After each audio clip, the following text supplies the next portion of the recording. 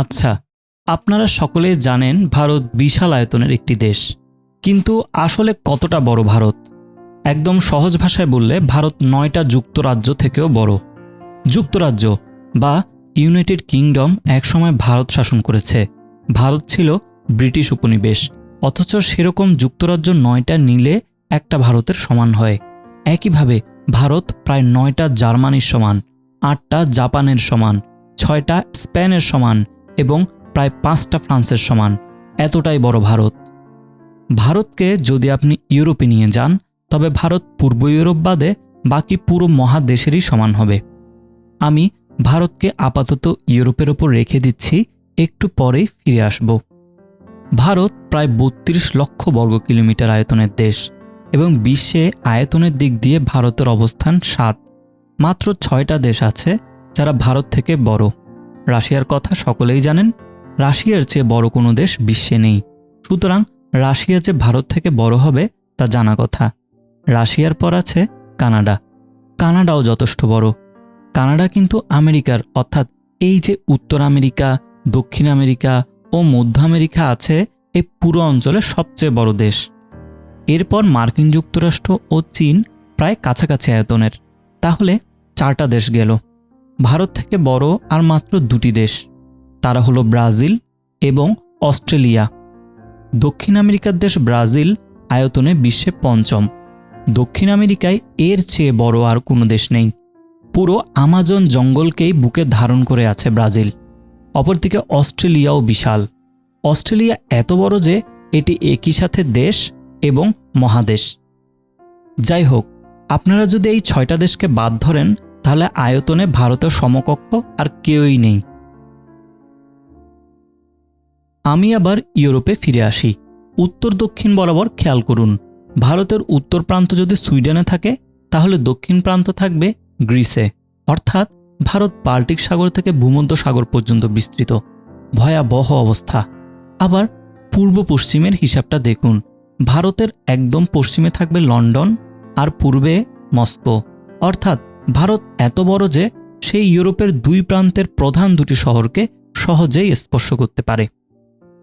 আমি ভারতকে আরেকটু নিচে, অর্থাৎ দক্ষিণ দিকে নিয়ে আসি। এবার দেখবেন ভারতের উত্তর প্রান্তে স্পেনে আর দক্ষিণ প্রান্ত ঘানাতে।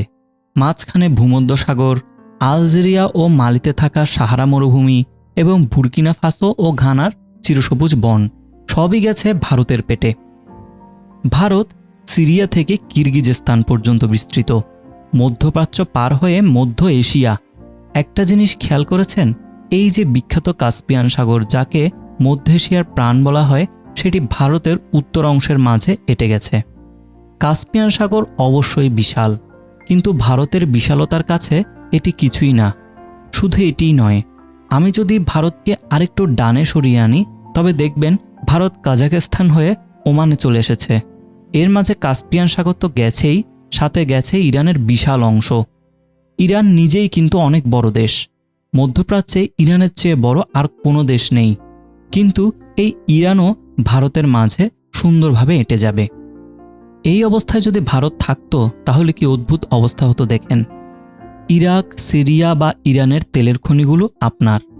কাস্পিয়ান সাগরের সবগুলো বন্দর আপনার। ককেশিয়ান অঞ্চল পুরোটাই আপনার। মধ্য এশিয়ার বিস্তীর্ণ সমভূমি আপনার। আবার দক্ষিণে হরমুজ প্রণালীও আপনার। ভারতকে তখন থামানোই মুশকিল হতো। এত বিশাল আয়তনের কারণে পুরো এশিয়ার রাজা হয়ে বসত ভারত, আর সম্পদও হতো অফুরন্ত।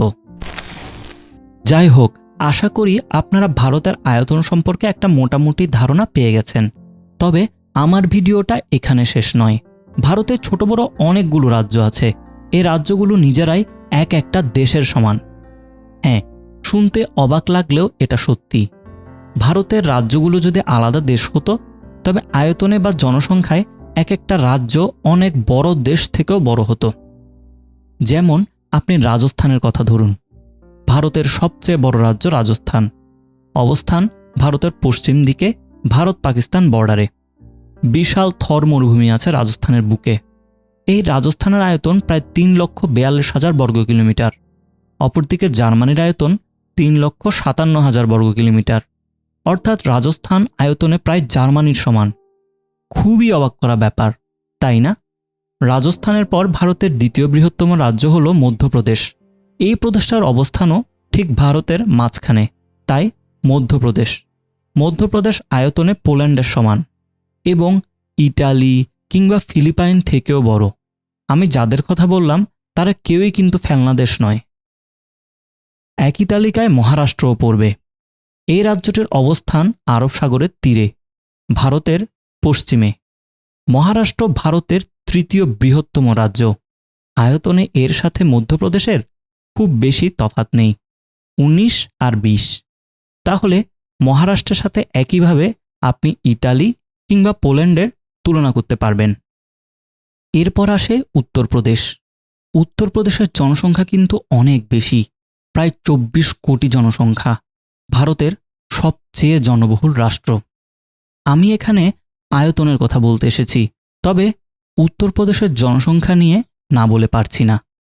উত্তরপ্রদেশ যদি আলাদা দেশ হতো তবে এটি হতো বিশ্বের ৫ম বৃহত্তম জনবহুল দেশ, ভারত, চীন, যুক্তরাষ্ট্র ও ইন্দোনেশিয়ার পরেই। এক উত্তরপ্রদেশের জনসংখ্যা পাকিস্তান থেকেও বেশি। যাই হোক, আমি আয়তনে ফিরে আসি। আজকের ভিডিও আয়তন নিয়ে, জনসংখ্যা নিয়ে হয়তো অন্য সময় বলবো। উত্তরপ্রদেশের আয়তন কম না, প্রায় যুক্তরাজ্যের সমান। আবারও সেই অতীতের কথা, যে যুক্তরাজ্য ভারতকে শাসন করল, আয়তনে তারা ভারতের একটা রাজ্যের সমান। এতটাই অদ্ভুত ইতিহাস, এতটাই অদ্ভুত। আমি সর্বশেষ যে রাজ্যটির কথা বলবো সেটি গুজরাট। অনেকেই হয়তো ভাবছেন যেহেতু গুজরাট আয়তনে ভারতের ৫ম বৃহত্তম রাজ্য, তাই এটি তেমন বড় হবে না। কিন্তু আপনার ধারণা পাল্টে দিবে গুজরাট। এই যে বাশার আল আসাদের সিরিয়া, গুজরাট এই সিরিয়া থেকেও বড়। এই যে পল পটের দেশ কম্বোডিয়া, গুজরাট এই কম্বোডিয়া থেকেও বড়। কিংবা এই যে ইউরোপের এত ইতিহাস আর ঐতিহ্যের দেশ গ্রিস, গুজরাট এই গ্রিস থেকেও বড়, অনেক বড়। তাহলে বুঝতেই পারছেন গুজরাট একেবারে ফেলনা নয়।